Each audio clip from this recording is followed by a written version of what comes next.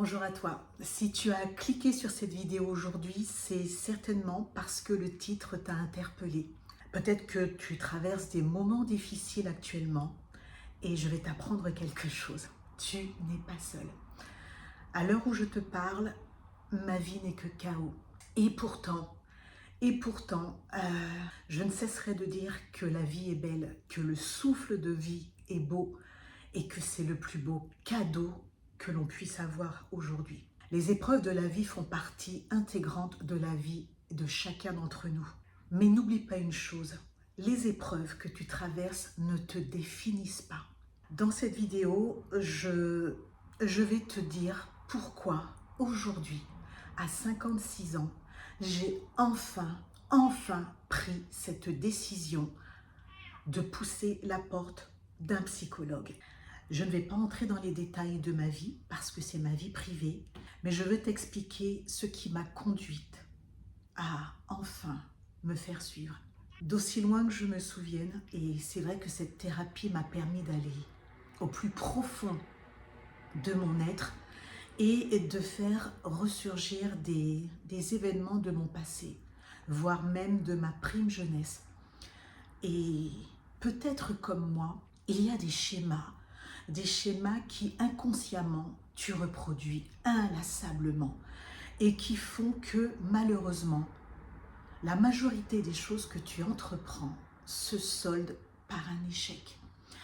Je vais mettre le mot échec entre parenthèses parce que tout ce que j'ai pu entreprendre dans ma vie et qui n'a pas pu aboutir, je prends ça plus comme des expériences de vie qui me permettent d'avancer et d'améliorer certaines choses.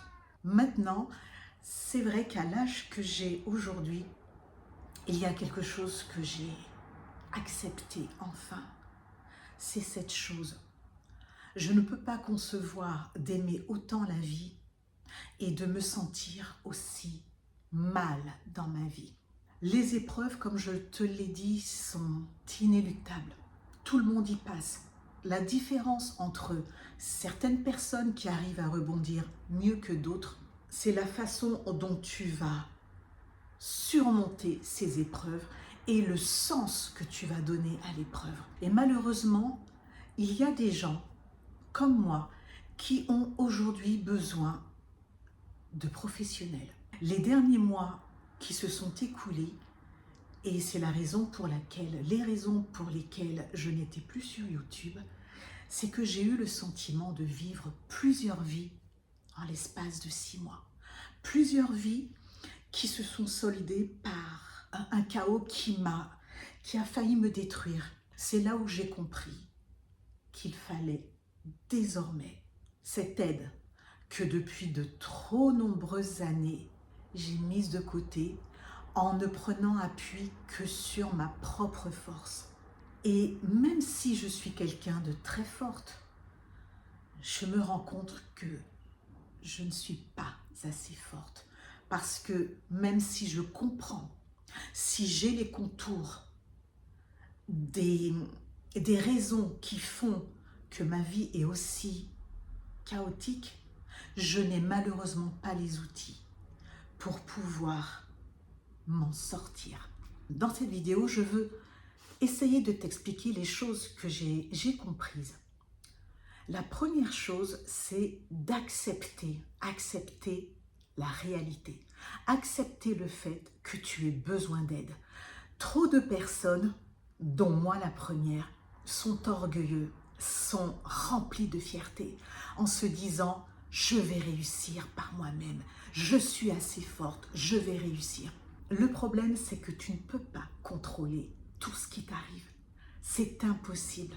Il y a des choses que tu peux programmer, que tu peux planifier et que tu maîtrises pleinement.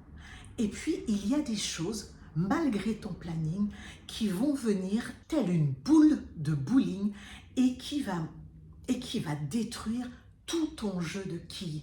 Et cette boule de bowling, tu ne l'as pas vue venir parce que dans ta tête, ton plan était hyper bien ficelé. Et quand tu vois que tout s'écroule comme un château de cartes, tu es juste dans un état de sidération totale et tu ne comprends pas. Et la chute est rude. Le deuxième point, c'est de laisser tes émotions s'exprimer. L'homme, dans son état d'homme, n'aime pas la souffrance, qu'elle soit physique ou mentale. L'homme n'aime pas souffrir. Pourquoi? Parce que ça fait mal. Simplement, c'est basique, ça fait mal. Et effectivement, quand tu es seul, face à des émotions qui font ressurgir des choses blessantes, humiliantes, des choses qui te font mal dans ta chair, tu n'as qu'une seule envie, c'est de mettre le couvercle dessus pour ne plus y penser. C'est qu'illusoire. C'est qu'à un moment donné, ça va revenir de façon beaucoup plus fulgurante et ça va te faire mal, davantage. Alors en clair, qu'est-ce qu'il faut que tu fasses? C'est affronter ces émotions. Les affronter, c'est déjà une preuve de courage. Au même titre que sonner à la porte de ton psychanalyste, c'est une preuve de courage. C'est une preuve qui te montre que tu as cette envie de t'en sortir, cette envie d'avancer pour, je ne vais pas dire être enfin heureuse, mais pour t'accepter tel que tu es et aussi régler certains problèmes que tu traînes depuis trop longtemps. Le troisième point est celui-ci, c'est retrouver sa force intérieure. Cette force qui malheureusement, quand tu es au plus bas, te fuit. Il y a 2 mois de ça maintenant, vraiment, je n'étais que l'ombre de moi-même. Je repense à l'état dans lequel j'étais, totalement brisée. Et parfois, oui, j'avais envie de disparaître. Je ne vais pas dire mourir, mais disparaître. Disparaître, pourquoi? Parce que marre de souffrir. Vraiment assez de souffrir. Et il y a des personnes qui ont cette force, qui aujourd'hui dans notre société actuelle est peut-être perçue comme une faiblesse. Et cette force et cette faiblesse, c'est l'amour. Alors j'ai pas envie de sombrer dans le pathos, mais et voilà, quand on aime les gens et quand on donne sans compter. Et parfois on donne tellement, on ne se rend même pas compte que l'on donne trop. Et l'on donne pourquoi? Uniquement par amour. Le problème dans le fait de donner par amour, et quand on est aussi empathique, aussi rempli de ce sentiment qui est pour moi le plus beau au monde, c'est que tu ne te rends pas service. Tu t'oublies. Tu fais passer les autres avant toi. Et toi, où es-tu? Tu te rends compte qu'au bout de quelques temps, tu n'existes presque plus. Et qu'est-ce qui se passe? C'est que par amour, tu as tellement donné, tu t'es oublié. Et la résultante, c'est que tu souffres. Et que ton feu intérieur se réduit comme peau de chagrin jusqu'à ce que tu sombres dans la dépression. Cette dépression, 2 choses. Soit tu te laisses enfermer dedans, ou soit tu trouves la force et le courage pour appeler au secours et te relever. Voilà pourquoi mon 4e point est celui-ci. S'entourer des bonnes personnes. Alors, si tu traverses des moments difficiles, je prie le ciel pour que tu aies au moins un ami avec qui tu pourras échanger. Parce que crois-moi, être seul dans des moments aussi difficiles, je ne le souhaite pas à mon pire ennemi. Je n'ai aucun ennemi, sache-le. Mais je ne le souhaite à personne. Traverser des moments difficiles seul, c'est juste horrible. Dans ma grande détresse, j'ai eu cette grâce, cette chance d'avoir pu prendre mon téléphone et d'appeler des gens de confiance, des gens qui m'ont beaucoup parlé, des gens qui m'ont surtout écouté, même si je n'avais rien à dire, même si ça n'était que des pleurs. Mais simplement le fait d'avoir cette oreille attentive m'a permis de déverser tout ce trop-plein de douleur qui m'étreignait au quotidien. Et il y a un moment où je me suis assise à même le sol dans la salle de bain, en larmes, et je me suis dit, Seigneur, j'ai besoin d'une thérapie maintenant. Et c'est cette petite voix qui était là, insistante, qui m'a dit, Valérie, tu te démerdes, trouve-toi un psychologue. Inutile de te dire que trouver un psychologue comme ça, c'est pas facile. Et quand je te disais que s'entourer des bonnes personnes était essentiel, j'ai appelé une cousine qui est à la Martinique. Je lui ai exprimé ma demande. Elle a écouté.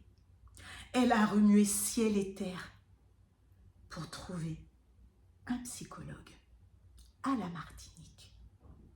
Et c'est comme ça que j'ai commencé à être suivie à distance, à 8000 km. C'est là où Dieu est toujours en action.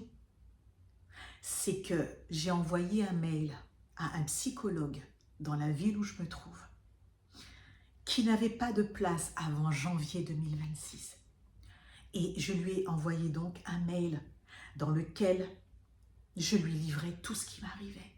Ce psychologue m'a appelé 4 jours après en me disant « J'ai une place pour vous.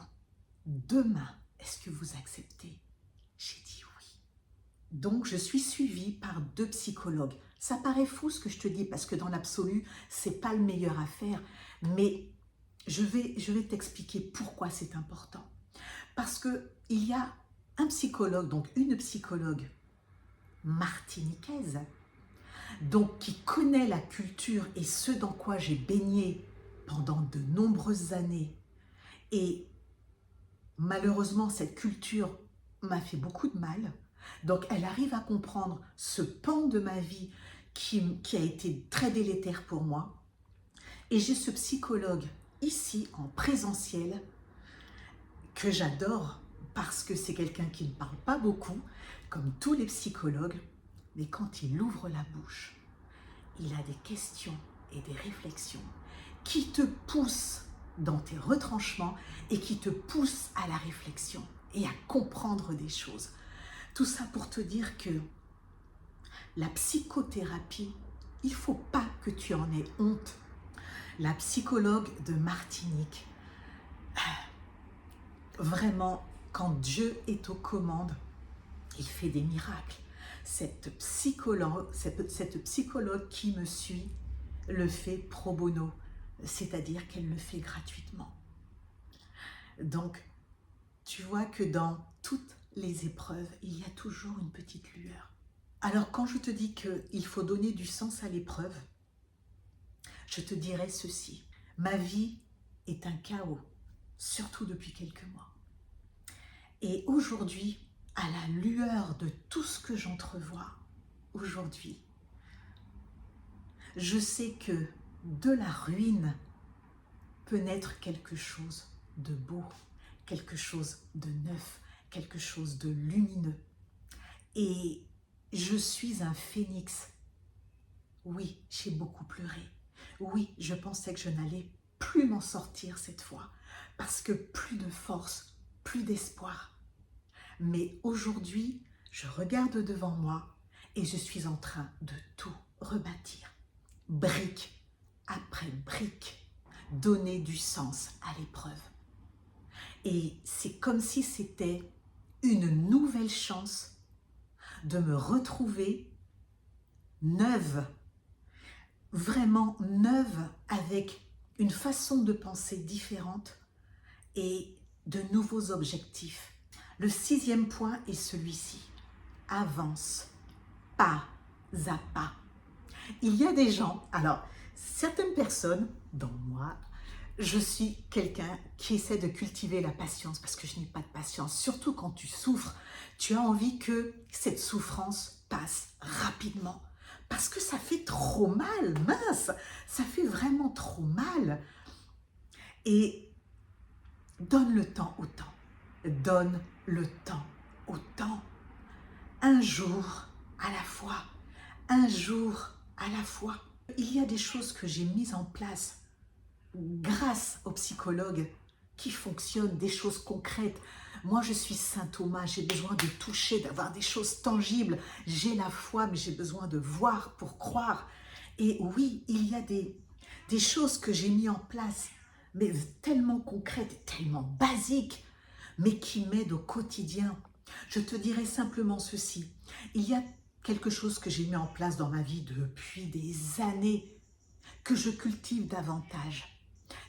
Tout le monde, tu verras n'importe quelle vidéo sur YouTube ou tu liras n'importe quoi, on te dira toujours d'écrire, de mettre tes pensées par écrit. C'est pas anodin, vraiment c'est pas anodin. J'écris tous les jours, tous les jours, tous les jours. Je peux écrire 2 lignes comme une dizaine de pages. À quoi ça sert? Ça sert à 2 choses. En tout cas, pour moi, ça sert à 2 choses. La première, c'est vider ton trop-plein d'émotions. Il y a des choses qui te font mal. Tu as de la rancœur vis-à-vis d'une personne. Tu as besoin de lui dire quelque chose, mais tu ne peux plus le lui dire parce que cette personne n'est plus là. Tu écris à cette personne. Il y a n'importe quoi, quelque chose qui t'a fait du bien, un joli oiseau, un joli jardin, un sourire que quelqu'un a partagé dans la journée avec toi, peu importe, écris-le, déverse dans ce carnet. Et puis tu verras qu'au bout de quelques jours, quelques mois, quelques semaines, tu reprends ce journal et tu relis. Ça te permet de voir dans quel état d'esprit tu te trouves et surtout de voir ton évolution. Il y a 2 mois, la montagne était plus haute que l'Everest. Aujourd'hui, elle se réduit presque à un petit monticule. C'est énorme ce qui se passe, vraiment. Donc, le fait d'écrire, c'est énorme. Ce que j'ai mis en place aussi, alors j'en ai toujours fait, mais aujourd'hui, davantage. Le sport. Il faut bouger. Alors, moi, je fais du sport, oui, mais toi, tu peux aller marcher, tu peux t'inscrire au théâtre, tu t'inscris dans une association. Le simple fait de sortir de chez toi, de voir du monde, même si tu ne parles à personne, de voir du monde, de voir le soleil si tu as du soleil chez toi, de voir des animaux, ça va t'aider. Ne reste pas cloîtré chez toi, surtout pas. Si tu aimes le dessin, dessine, fais quelque chose. Il faut que tu sois active. Alors oui, quand tu es au 36e dessous, la seule chose que tu as envie de faire, c'est de rester sous ton drap. Ou de regarder Netflix si tu en as le courage. Ou d'aller pleurer. Mais pleurer, ça fait du bien. Ça permet d'évacuer. Et pour moi, c'est ce qui permet d'évacuer vraiment ce que j'appelle le pu, ce qui n'est pas bon, ce qui est néfaste, ce qui te ronge de l'intérieur. Donc oui, pleure, mais à un moment donné, ma chérie, il faut sécher tes larmes. Je ne vais pas te dire que tout va être linéaire comme ça, non, non. Ma vie émotionnelle est un ascenseur, ça monte, ça descend, ça monte, ça descend. Quand ça monte, ça monte.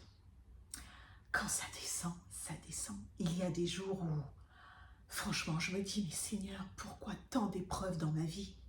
Et il y a d'autres jours où je me sens heureuse, malgré mes difficultés, malgré mes grosses difficultés. Ce qui me permet d'arriver au 7e point. Transformer ta douleur en force. Et c'est simplement ce que je viens de te dire. La douleur si tu apprends à la maîtriser, si tu l'acceptes, si tu essaies de la transmuter en quelque chose de positif, pour en tirer quelque chose de puissant, tu verras ce que cette douleur va générer de positif dans ta vie. Aujourd'hui, j'essaie de surnager pour essayer de m'en sortir. Voilà ce que j'essaie de faire. Et je pense que les éléments que j'ai posés là aujourd'hui m'aident considérablement. Transformer sa douleur en force, c'est aussi faire un ménage drastique dans ta vie. Quand je dis ménage, c'est aussi évincer de ta vie les personnes toxiques, les personnes qui parfois, sans même s'en rendre compte, sont en train de te tuer, sont en train de tuer cette vie que tu as en toi. Et quand je te dis faire le ménage à mon niveau, c'est non seulement nettoyer, mais désinfecter mon espace vital. Alors qu'avant, je passais juste un coup de balai, je mettais un pansement sur la plaie sans avoir désinfecté. Qu'est-ce qui se passe sous le pansement? Les bactéries, les microbes sont là et ils prolifèrent et ils te gangrènent jour après jour, jour après jour. Je sais que tu comprends ce que je te dis. Peu importe que tu souffres en amour, peu importe que tu souffres au travail, peu importe que tu souffres au sein de ta famille, peu importe que tu souffres de la maladie. Cette vidéo, je veux qu'elle soit une petite lumière dans ta vie. En guise de conclusion, je te dirais ceci, les épreuves sont là, oui, mais les épreuves ne sont pas une fin. En toi, tu as la force nécessaire pour te relever. La force, elle est en toi. Ce sont des mots bateaux que je n'avais pas envie d'entendre parce que je ne comprenais pas la portée de cette phrase. La paix est en toi, la force est en toi. C'était des phrases qui m'ennuyaient au plus haut point. Je te le dis, la force, elle est en toi. Va la chercher. C'est dur. Ça nécessite de te déconstruire pour te reconstruire. C'est un chemin qui est difficile. Alors tu relèves la tête et tu avances pas à pas. Relève ta tête et avance un pas après l'autre. Tu n'es pas brisé. Tu n'es pas brisé. Tu es en train de renaître.